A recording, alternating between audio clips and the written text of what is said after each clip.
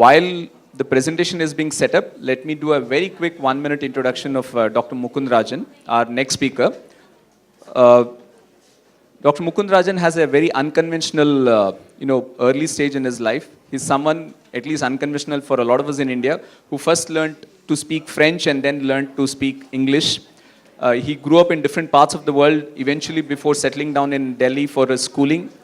Like most people of his time, he went to an IIT, graduated from IIT Delhi, and again unconventional because he got the very prestigious Rhodes Scholarship, which again, not many IITians make it to that.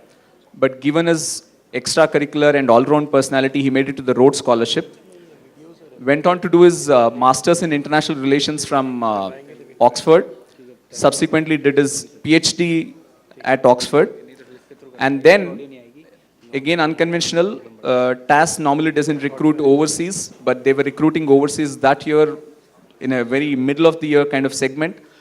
He made it into the TAS and spent 12 years as the executive assistant to a leader who we all immensely admire, executive assistant to Mr. Ratan Tata, and subsequently has been the managing director of Tata Teleservices Maharashtra, has headed up a division in Tata Capital, and again has come back into the group level leadership team at Tata Sons, and is now part of the group executive council under the chairman Mr. Cyrus Mistry, and is now the chief ethics officer and the brand custodian of Tata Sons. He's also the chief spokesperson of Tata Sons, one can go on and on, but I think that is sufficient enough to for me to kind of now welcome Dr. Mukund Rajan, our next speaker, and also we've had a quick chat of the format. Mukund is going to do a quick presentation for a few minutes, and then we'll be happy to take questions. Ladies and gentlemen, please welcome Dr. Mukund Rajan. Thank you very much. Can we get the presentation on, please? Okay, so today what I'm really going to focus on is the Tata brand, and I'm going to try and describe the origins of the notions around which we've built this brand over the last 140 years. I'll try and get through this fairly quickly. I know we're running short on time, and hopefully we'll have some time for questions towards the end. Really, the philosophy of the Tata Group and our approach to business is founded in this one statement of the founder of the Tata Group, Jamshedji Tata, when he said, in a free enterprise, the community is not just a stakeholder in business, but is in fact the very purpose of its existence. And it's a very profound statement. The more you think about it, the more profound it becomes. Really what we are saying is we recognize that absent the community, there is no role for business. You don't have investors, you don't have lenders, you don't have shareholders, you don't have consumers. So when you think about business, you have to be rooted in the community you serve. And that's really the basis for our core purpose, which is long-term value creation for all stakeholders, and our desire, our mission to improve the quality of life of the communities we serve. I'm going to try and quickly walk through how successive leadership of the Tata Group have reflected this belief about the role of business in society and the way in which it has finally culminated in a very powerful brand in this country. There have, and it's worth thinking about this, and I'll come back to this later, there have been actually only 6 leaders of the Tata Group in the last 140 years. That makes for a fair amount of long-term orientation and quite consistent policy. Let me start with the son of our founder, Dorab Tata. Several things that he is known for, in particular actualizing the vision of his father in creating the Indian Institute of Science in Bangalore, in creating the Tata Steel Company in Jamshedpur, and in creating Tata Power, which is India's largest private sector energy establishment. Jamshedpur, and before it was called Jamshedpur, it used to be called Sakchi. It was renamed Jamshedpur in memory of the founder of the Tata Group, Jamshedji Tata. When Jamshedpur was being planned, it was possibly the first planned city in India. Dorab Tata made sure he followed his father's exhortation, and I'll quote this. This is his father's exhortation to his sons, and he said, "Be sure to lay wide streets, planted with shady trees, every other of a quick-growing variety. Be sure that there is plenty of space for gardens and lawns.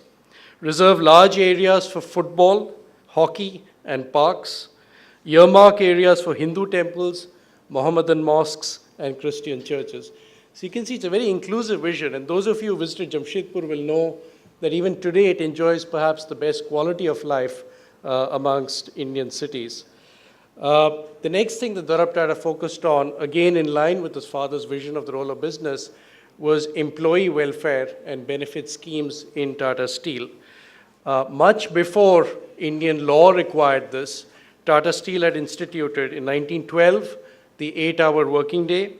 In 1915, free medical aid for employees. In 1920, leave with pay, provident fund schemes, maternity benefits, and so on. So he really lived up to his father's vision on how should employers think about their responsibilities to the employees. And the third contribution he made was perhaps the most significant in the context of the Tata Group today, and that was to introduce this notion of trusteeship. When he died, he left his entire personal fortune to the trust that is named after him, the Dorab Tata Trust. A little before his demise, his brother, Sir Ratan Tata, had also left his entire personal fortune to a trust, the Sir Ratan Tata Trust. Both these gentlemen did not have children. These two trusts, between them, today control around 66% of the equity of our parent investment holding company, Tata Sons. It's a unique ownership model, I think, in the world of capitalism, that the majority equity in a holding company is held by charitable trusts whose only mandate is to give away what they receive as dividends to social causes. And these are a variety of social causes ranging from the past, the creation of the Tata Institute of Fundamental Research, the Tata Memorial Hospital, the Tata Institute of Social Sciences, more recently the Tata Medical Center for Cancer Treatment in Kolkata, and so on. And years later, a subsequent chairman of Tata Sons, J.R.D. Tata, actually commented on the impact that the creation of these trusts had on the way we think about business. He said, and you can see this on the slide, and I quote, "The wealth gathered by Jamsetji Tata and his sons in half a century of industrial pioneering formed but a minute fraction of the amount by which they enriched the nation. The whole of that wealth is held in trust for the people and used exclusively for their benefit. The cycle is thus complete. What came from the people has gone back to the people many times over." Now, it is this recognition that the harder we work, the more surplus we generate, the more we're able to give back to society, that has been one of the major reasons so many people have joined the Tata Group and stayed with the group. The sense that you're serving a higher purpose than just enriching yourself or your immediate family. So let's turn to J.R.D. Tata, a legend in his lifetime, the creator of many different companies, including Tata Motors, Tata Chemicals, and so on. But in the same vein as Dorab Tata, as Jamsetji Tata, J.R.D. also thought deeply about the role of business in society. And in the 1970s, he did something very unusual. At a time when India was enthralled to socialism, when business, big business particularly, was a bad word, he actually insisted that the various Tata companies amend their articles of association. Not an easy thing. You have to go back to the shareholders, get their approval, to introduce one clause, and I'll read that clause out to you. It says, and I quote, "The company shall be mindful of its social and moral responsibilities to consumers, employees, shareholders, society, and the local community."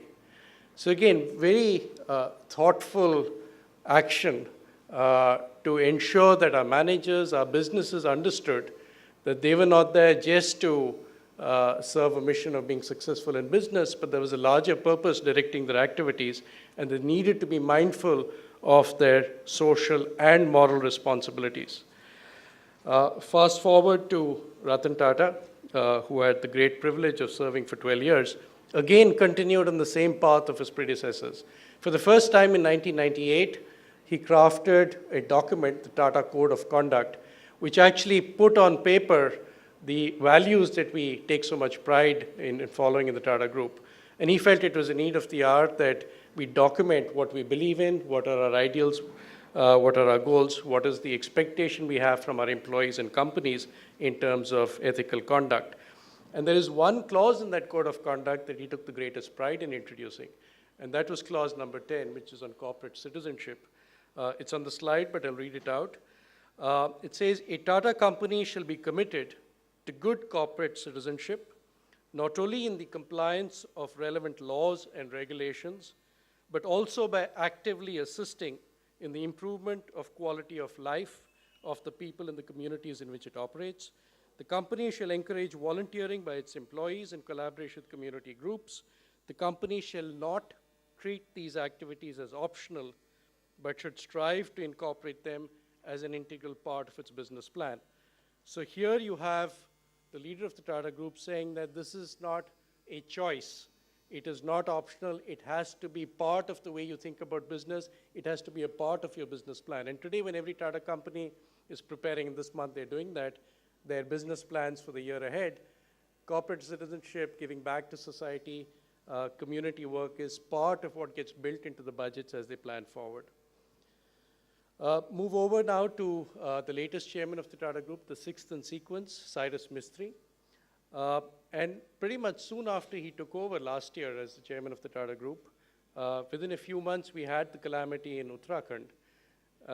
And just to illustrate again this thread of social consciousness, in a day of us realizing the magnitude of the calamity in Uttarakhand, the number of people who had been washed away and the number of lives that had been lost, the number of communities that were impacted, he called a intercompany group. And in short order, we took several decisions. In terms of immediate relief, we flew down Bajendri Pal, who was India's first woman Everester, who works for Tata Steel and leads Tata Adventure Foundation, and her team of mountaineers were flown down to Uttarakhand. We followed by sending a large number of doctors from the various Tata establishments, from Jamshedpur, from Mithapur, and so on. We sent relief supplies, blankets, solar lamps were much in demand at that time, the Tata Swatch water filters. So within a few weeks, a large number of supplies, large number of people had been committed. But we also recognize that these are situations where communities take a long time to recover. And so it's not enough that you just send in supplies on the spur of the moment or you write a check. You need to make sure that there is long-term rebuilding of livelihoods. So we've committed to a 3-year program in partnership with the Tata Trusts. We've committed the largest ever contribution that we've done in our history for a calamity anywhere in India. We've committed already a 40 crore spend, not including the time and talent of our managers. And this is again part and parcel about the way leadership in Tata's thinks about their responsibilities to communities. And Uttarakhand, I can tell you, is not a state where Tatas have a major presence, but it was done because there is a consciousness that this is something that is hurting community, and we felt that we could play a role, and we decided to do that. I'm now going to hopefully play 2 videos in succession, which will give you some sense of what it is that I've been saying so far in the words of 2 of our leaders. I'll start with Mr. Ratan Tata. This is an interview that he gave on CNN, and then follow it up with an interview with, it's not really an interview, it's actually a speech given by Cyrus Mistry on the subject of ethics. Let's see if this works. And there is no volume. Ah. I am quite open in the statement that I can't guarantee the integrity of every one of them. What we do when somebody breaks that code, how we deal with that person, I think is the true index of what we were doing with.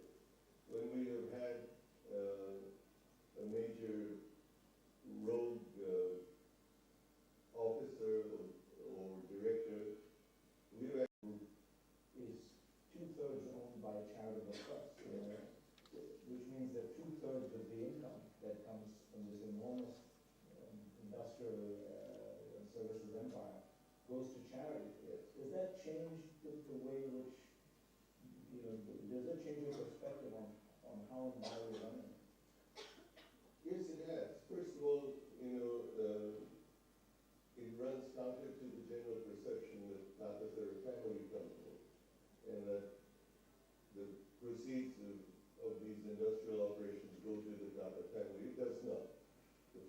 owns about 2% collectively of Tata Sons. And the 65% that goes to charity has always been seen as a noble usage of the wealth we have created from our companies. It goes back into education, medical, alleviation of poverty or rural development. So, in a manner of speaking, it has always been our driving force that what we're doing is really for plowing it back to the people of India.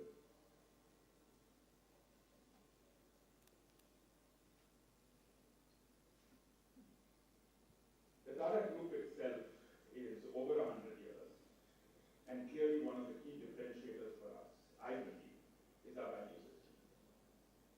It's the ethics, the values that were ingrained by the founder, and that leadership across the last century has actually continued, which creates a differentiation for us. I think it's core to the value system of the group, and it's something that I would not only like to maintain, but like to build on. We are close to 500,000 people. We've expanded considerably in the last 10 years. Keeping that core value system is not going to be easy. It's going to require, from all of you, from all of us in this room and out of this room, a great amount of leadership, a great amount of commitment, and we'll forget about the compliance part, because I believe that we have to go through commitment.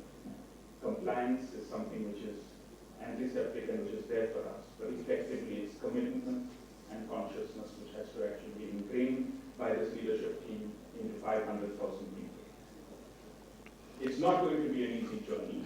It's a continuous process, and I think we have to demonstrate a certain sense of character as far as all the leaders go in this group. I think that's crucially important. I think it's something that we have to live by. I look forward to all of you demonstrating that in every aspect of our life. So you hear Cyrus Mistry saying compliance is antiseptic, and he wants us to move beyond compliance to commitment and beyond commitment to consciousness. So that, I hope, has given you a little bit of a personal flavor of how leaders at the top really think about values and ethics. I mentioned in the beginning that in the last 140 years, we've had only 6 leaders. The average tenure is around 25 years. Current chairman, Cyrus Mistry, will have 25 years ahead of him. That makes for very long-term thinking and orientation of the leadership, which I think we've been very fortunate. It's not as if Tata companies don't worry about the short term, they worry about the next quarter's results, especially if you're a listed company and you have to report your results to the shareholders and the analysts. But it does give you the confidence that you have a leadership that's not thinking only about the next quarter, but is also thinking about the next generation and about 100 years from now and the kind of legacy that you want to leave. That is also the reason why so many of us who join the group stay with the group. And again, it starts at the top. Mr. Tata spent 50 years in the Tata Group. Krishna Kumar, who was a colleague of his on the board of Tata Sons and is now one of the trustees of the Tata Trusts, again spent 50 years. Mr. Muthuraman, the vice chairman of Tata Steel, over 40 years. Ramdurai, vice chairman of TCS, over 40 years. These are all people who have seen the way in which the organization has operated, who found a value system that is in sync with their personal values, and have committed their entire working lives to working for this group. I'm going to now show you another video, the last one, which represents a somewhat different phenomenon. This goes back to 2008, when you had the terror attacks in Mumbai, and you had the occupation of the Taj. And there we saw an unprecedented situation where you had employees who, unlike these people, didn't just spend their working lives, but unfortunately, in fact, gave their life for what they were committed to doing, which is serving the consumer. So this will be the last video. Let me just play this. So picture what's happening inside that hotel. There are 500 guests who are registered at that hotel this night of 26th November. There are an additional 600 or so guests who are in various restaurants, attending various banquets and functions.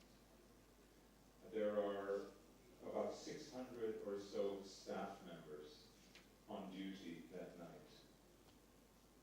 Young people, many of them very young, 20, 30-year-old. Some of them, these staff members had only been working for a few years at this hotel. Many of them fathers and mothers, the sole breadwinners in their families with children at home waiting for them. But one of the things, we don't know a lot about the detail about what happened there, but one of the things we do know is that all 600 of these employees knew all the back routes. They knew the exits, they knew the entrances, they knew the hallways, the kitchen galleys. In other words, they knew how to get out and how to get out fast. All the research we have in psychology will tell us that the natural human instinct at a time of terror like this is to flee. So think about it, what you would do. So when I teach this case study at Harvard, I ask my students, I say, how many of these employees do you think fled, and how many of them do you think stayed? And they'll hazard guesses, and the maximum, they said that would stay would be maybe a quarter, 150 or so. You know, but that's the maximum. Everybody who can run away will run away. Well, the truth of the matter is that nobody ran away. They all stayed. In fact, some of them not only stayed, they helped guests out, and came back in, more guests. It's an amazing story. They risked their lives in just making sure the guests were safe. As many of you know, a number of the employees, in fact, lost their lives during the terror attacks. There's one particularly gripping story of the chefs who outside the kitchens had formed a human cordon to allow the guests to run out. And a number of these guests were spotted by the terrorists on an upper floor and were shot and died. So it's macabre as it may sound, this is something that we ourselves have not been able to understand, but the point that the professor was making there was it is so unusual to find people who are so committed to their work. And somehow I think we've been very fortunate that in our group we have such people.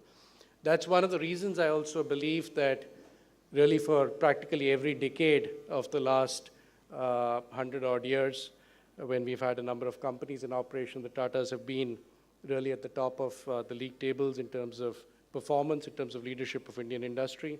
You see other names constantly changing, but there's one name that stays consistently at the top. That's also reflected in the kind of growth that we've seen over the last many years, and particularly in the last decade. We've grown almost 11 times in the last 12 years, and that has had its impact also on the Tata brand, which is today the most powerful Indian corporate brand. 2 weeks back, there was a third-party report by Brand Finance, which valued the Tata brand this year at $21.1 billion.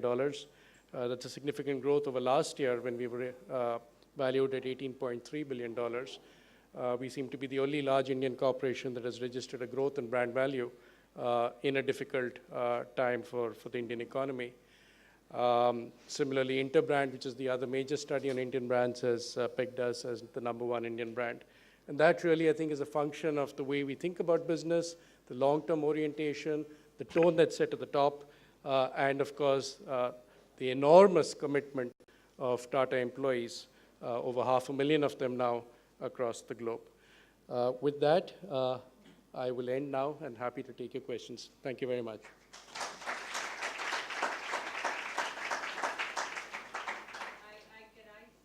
Sure.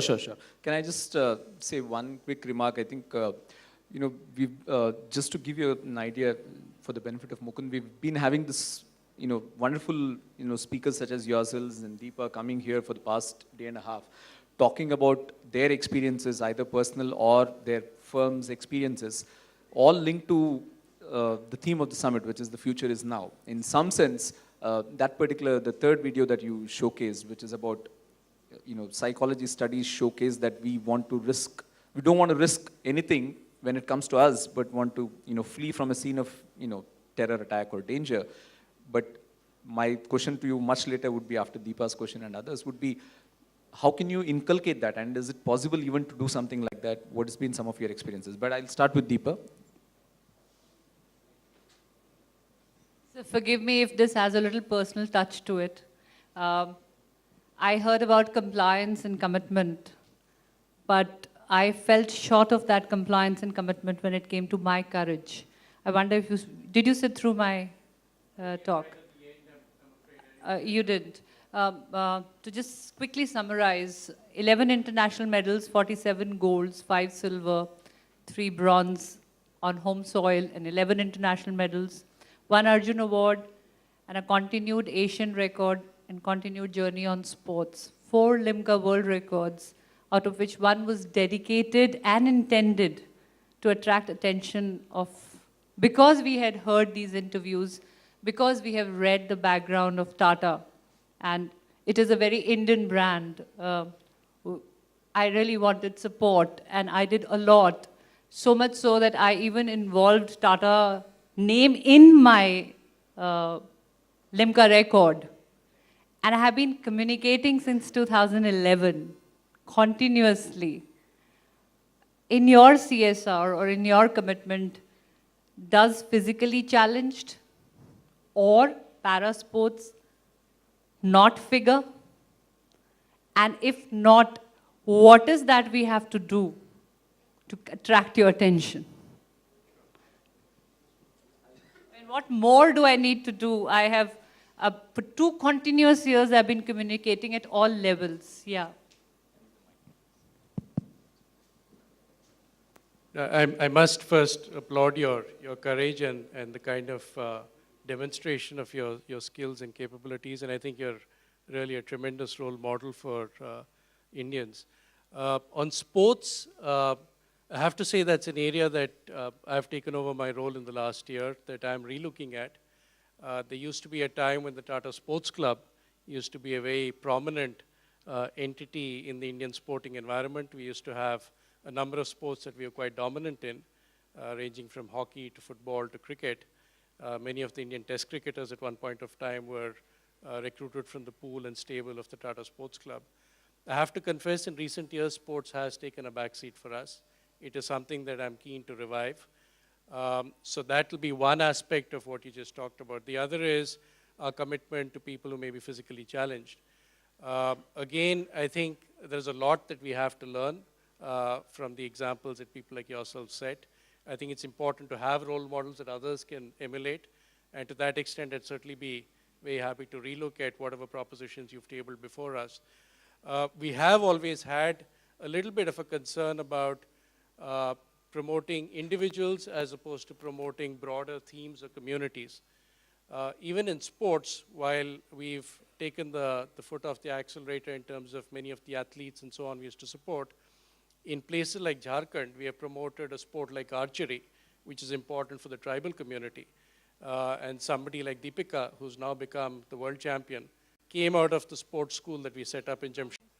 The mountaineering, Bajendri Pal, in fact, getting a woman mountaineer to lead that was again unprecedented. So I think we do things, we can't do everything. We do things that we think make sense for communities. We are less keen to support individuals, but we have supported individuals. And particularly where there are role models, I think we should do more. So I'd be very happy to relook at, as I said, the propositions you've tabled. Yeah. Look at the para sports as a whole, sir. Sure, sure. Yep. Thank you for that. Thank you. Thank you so much. Any more questions in the audience? Deepak and then Yashodhara. Yeah. My request would be to just state your question, and so that we'll have the benefit of more. Thanks. Uh, in this complicated world of business, for a group that's so ethical and has such high standards, how do you actually cope with adverse situations where clean business is not going to net you something?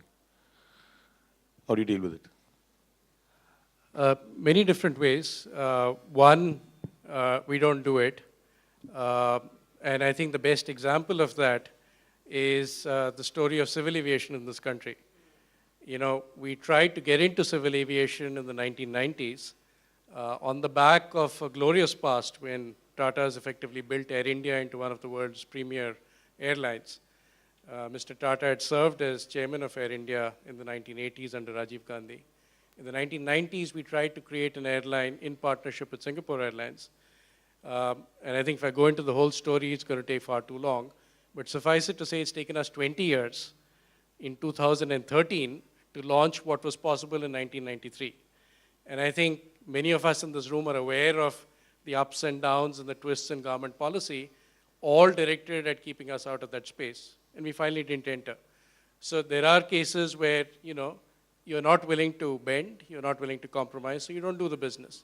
I have to also say that a lot of our growth overseas has also been directed by that concern, that you don't need to have all your eggs in one basket. If the risks are too high, if the problems in operating are great, then you will seek opportunities elsewhere. We have the talent, we have the market expertise to be successful in other markets. Many of the acquisitions that we have done overseas have turned out to be big successes. So, you know, you pick the playing field where you think the rules are going to offer you at least a chance of competing successfully. Now, that said, in India, we don't turn our backs. Even today, our largest investment commitment is in a place called Kalinganagar in Odisha, where we're building a large steel plant. So you have to chip away, do the advocacy, keep talking to the powers that be, telling them that even if it's going to take time, I'm here to stay, and you can't wish me away.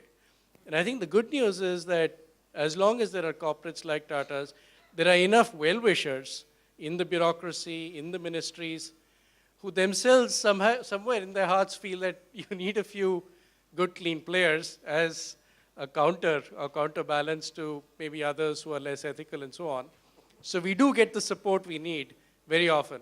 And there have been many instances when we've been surprised at how quickly we have received approvals without having to do anything under the table or outside of the law or the rules.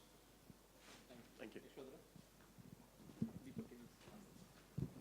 Yeah, I had a question for you. When I was reading your bio, what hit me the most was the fact that you were the chief ethics officer. My question to you is basically at a ground level, at a grassroots level, when Mr. Mistry said that you're looking at 500,000 employees, what is the one thing that you look for which is a deal breaker? What is the one thing that you, in interaction or in discussions with a prospective employee or at a later stage, is something simple that I, as a young entrepreneur, should look out for and say that, okay, this is something that the person is coming with, then I should nip it at the bud. And I should probably not hire him and not sort of give him opportunities that will help him grow and probably increase his position so that at a later date, if I have to remove him, it will probably be at a time when it will be even more difficult for me. So at a grassroots level, what is that one thing that you would tell me that, okay, this is something that you should look out for, because that's a warning sign? I think that links back to your first question also. What is it that we look for in our employees? It's really, I don't think it's one thing, but it's the way you test, the way you interview to ensure that there is an alignment of values. And that's the same thing that holds true even for business partnerships. The other day I was making a presentation on the number of joint ventures that Tatas have entered into. In the last 20 years, we've signed up and exited, by the way. So not all of them have stayed the course. Over 100 joint venture partnerships. I think this is the largest for any Indian corporate. And the beautiful thing is, barring, I think, 2 cases, in all of these, both the creation of the joint venture and the parting of companies was amicable. And that's, I think, because there's a huge stress on an alignment of value system and chemistry really at the level of the top leadership. So you're looking to find empathy in the counterparty. You're looking to see that they have similar values, that there is a basic level of integrity. So that's really what you would try and look out for. And if that isn't there, or you think somebody will follow sharp practices, has a reputation already that precedes them, then you just don't even take the trouble to move further. It doesn't make sense. You know this is not going to be a sustainable partnership. Michael?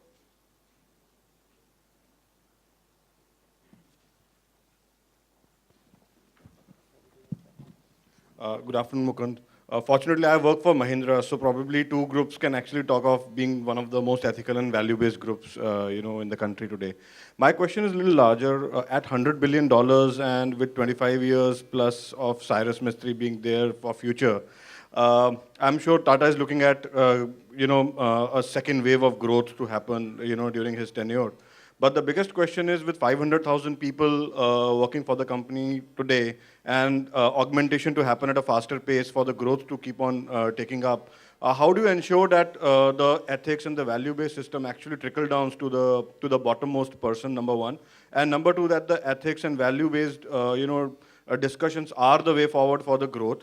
And the third thing is that since the lateral entrants are going to be much more, into the group now, so how do you quickly ensure that they are actually adjusted to the new systems and they are actually adhering to what the Tata Code of Conduct is? Thank you so much. That's really our biggest challenge, because many of the people who've come into our group have entered in recent years. Some of it has been through acquisitions.